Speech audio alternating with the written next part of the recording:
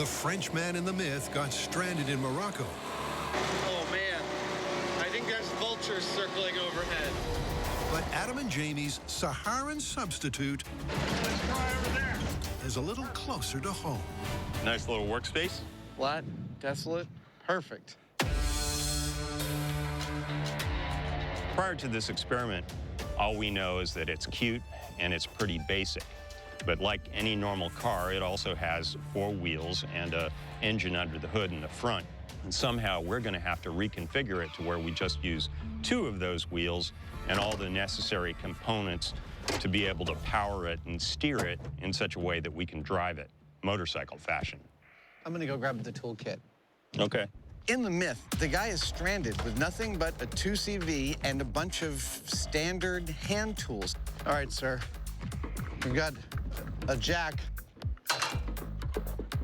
hacksaw, and we're going to be replicating exactly that. Screwdrivers, C-wrenches. Perhaps the very first thing we're going to be testing is, can you even take this car apart with this simplicity?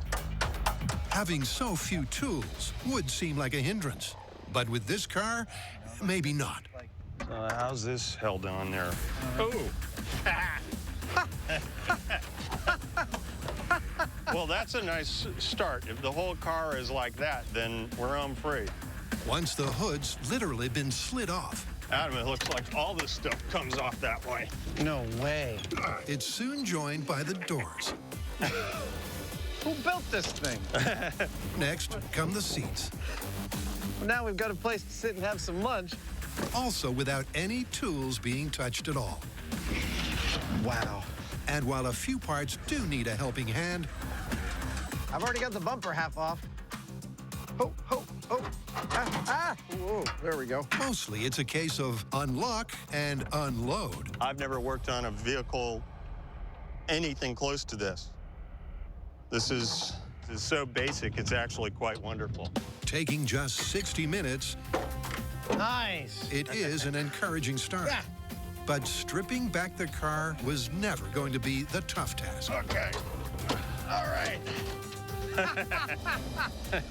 Yeah. That's what I'm talking about. That belongs to transforming what's left into a motorcycle. Now, we rocketed through removing all the stuff that we didn't need, but at this point, taking it the rest of the way, actually removing 2 of the wheels and making it into something like a motorcycle, I don't have a clue how we're going to do it. Without doubt, there's a lot to do.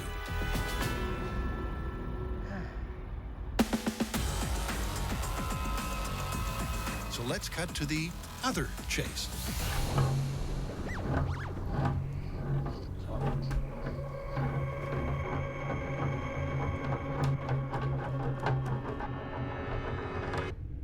So tell me about this amphibious bicycle. Well, according to the pictures we've got, and we have a bunch of them, all it takes is 8 of these guys and a simple steel structure to turn a bicycle into effectively a paddle-wheeled boat.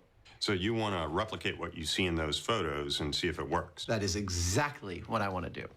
Cool.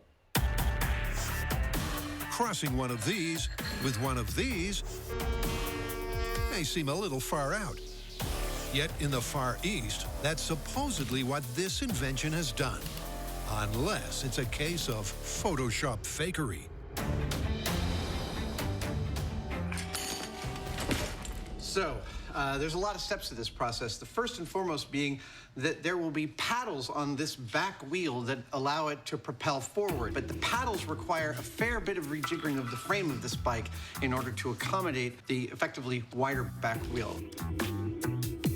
With the paddle wheel 5 inches fuller than its regular